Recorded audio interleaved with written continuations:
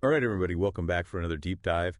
And today we're going to be taking a look at online personas. Oh, yeah, this should be good. Yeah. So we asked you guys to send us some sources that deal with this idea of online personas, and we got a ton of great stuff. This one that we're going to be talking about today is a story called Sara and Nina. Oh, yeah, I know that one. Yeah, and it's all about, how people present themselves online and how that sometimes differs from who they really are in real life. Right, exactly, and how we kind of curate these identities for ourselves online. Totally. And the story really digs into like the motivations behind that and the impact it can have on people's lives and like on their mental health and all that. It's a really fascinating exploration of this whole phenomenon. Like why do we feel the need to present these idealized versions of ourselves online? Right. It's like this question of authenticity versus performance. Mm-hmm. Are we being our true selves or are we just putting on a show for Yeah. the internet? Yeah, and what are the consequences of that? Like, what happens when those two worlds start to collide? Exactly. So for this deep dive, we're going to be focusing specifically on chapter 3 of Sara and Nina. Oh, yeah, that's where things start to get really interesting. Yeah, it is. So let's jump right in. So chapter 3 introduces us to Sara, who is like this totally average, everyday woman. Yeah. She works as an accountant at this place called Frisacco. Kusako. Yeah, which the story tells us is basically like a really dingy auto repair shop. Not exactly glamorous, huh? Not at all. Huh. No, but here's the thing. After work, Sara transforms into this whole other persona. Okay.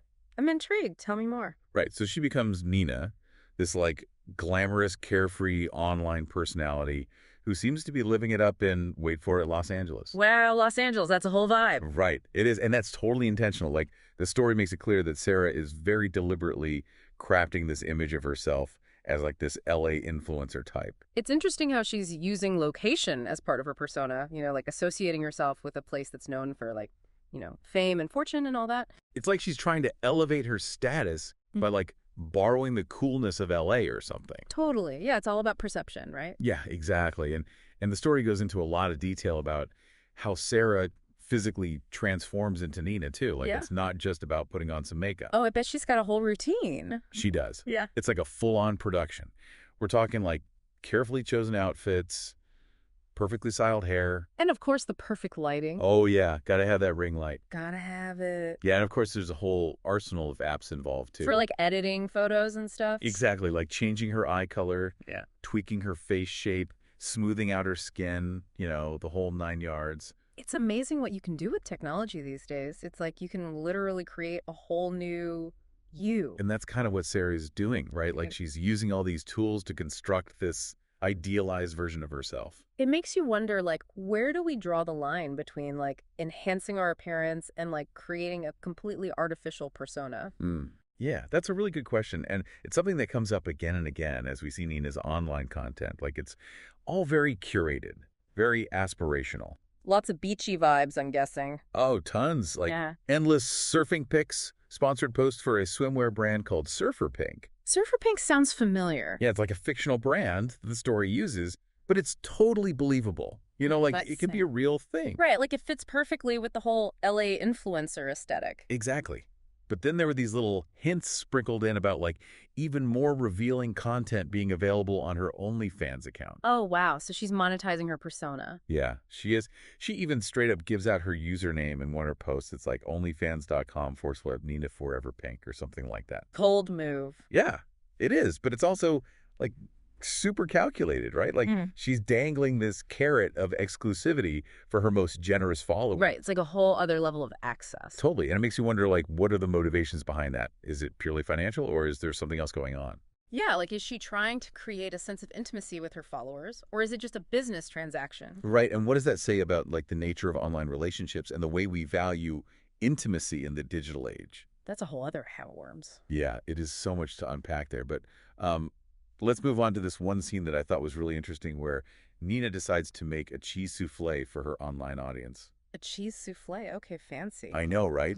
But get this, she uses a cooking robot to do it. A cooking robot, huh? What will they think of next? I know, right? Oh. This story even goes into detail about like the ingredients and the robot's step-by-step instructions. Like it's so automated, so detached from the actual process of cooking.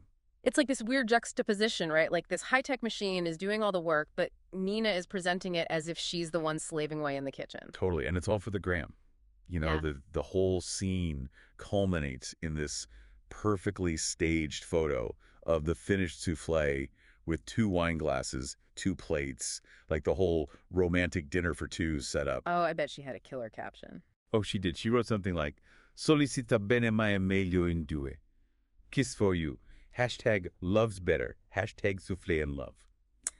Which basically means... Yeah, it basically translates to being alone is good, but it's better with someone. Oh, the irony. Right? It's like this total fabrication of reality because she's actually sitting there all alone, orchestrating this illusion of connection and romance. It's kind of sad when you think about it. It is. Yeah, it really makes you question, like, how much of what we see online is genuine and how much is just carefully constructed to evoke a specific emotion or response. Right, like, are we becoming so accustomed to these curated realities that we're losing sight of what's real and authentic? Yeah, and what happens when the performance ends? Like, what's the psychological toll of maintaining this facade, especially when there's money involved? And that brings us to the next part of the story, which we'll delve into after the break.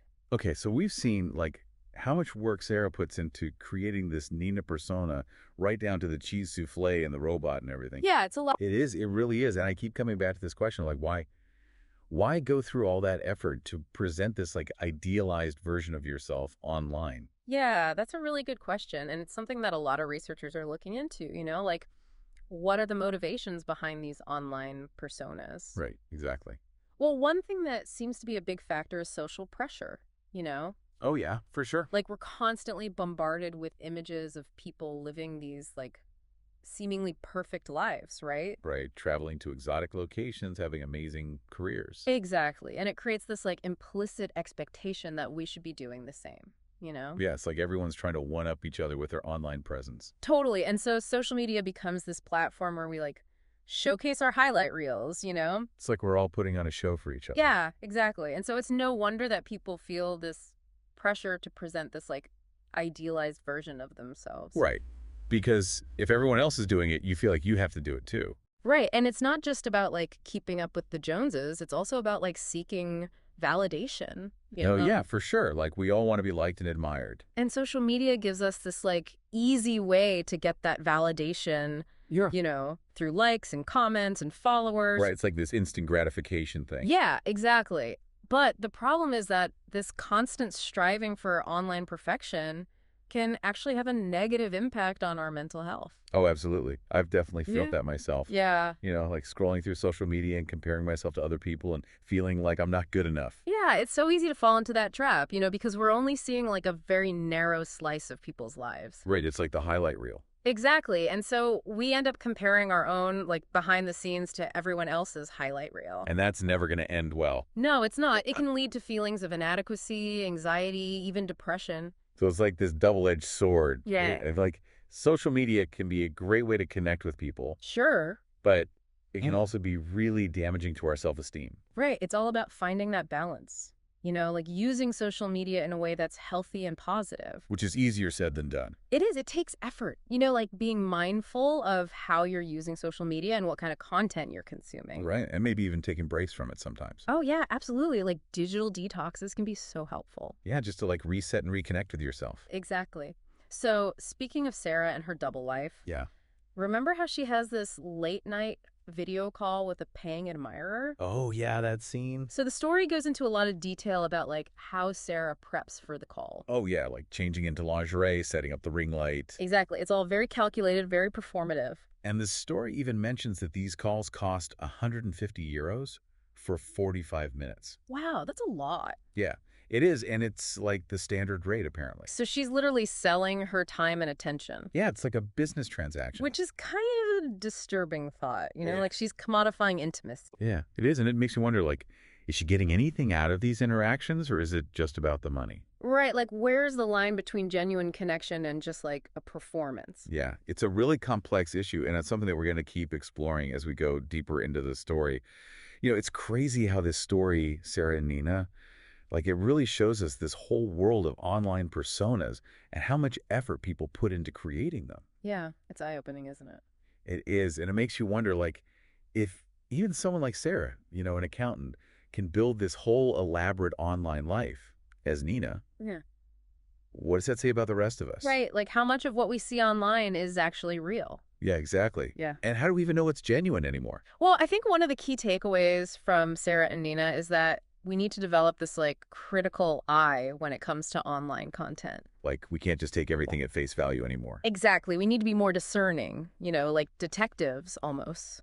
Detectives, huh? I like Yeah. that. Yeah, like looking for clues, questioning motives, trying to figure out what's really going on beneath the surface. So it's not about, like, dismissing everything online as fake No, not at all. It's more about like approaching it with a healthy dose of skepticism. and asking ourselves, like, why is this person sharing that? What are they trying to achieve? Exactly. Like, are they trying to sell us something or project a certain image or get validation? Because once we understand those motivations, it's easier to see through the facade. Right. And then we can make more informed choices about like who we follow and what kind of content we consume. So it's really about taking control of our own online experience. Exactly. We have more power than we think. Okay, so let's say someone is listening to this Oh. and they're feeling that pressure to present this perfect persona online. Oh, yeah. I know that feeling. What advice would you give them? Well, first of all, I would say remember that your worth is not determined by the number of likes or followers you have. That's so important. It is, like true value comes from within, from your character, your relationships, your passions. Yeah, it's about being authentic to yourself. Exactly. And it's okay to show your flaws and imperfections, Like, nobody's perfect. Nobody's perfect. And in fact, those imperfections are often what make us relatable and interesting. Yeah, it's like those are the things that make us human. Exactly.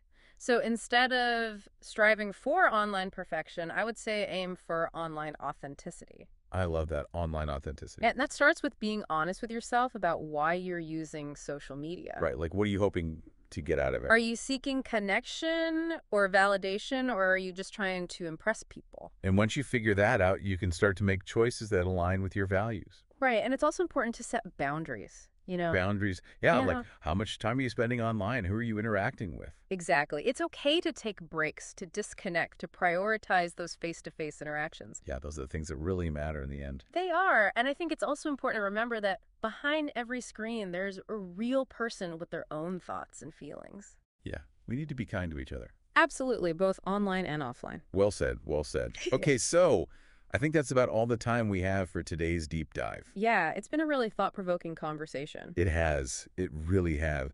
So to everyone listening, we hope you've enjoyed this exploration of online personas and the importance of authenticity. And remember, you don't have to be perfect. Yeah, just be yourself. Exactly. Thanks for joining us, and we'll see you next time.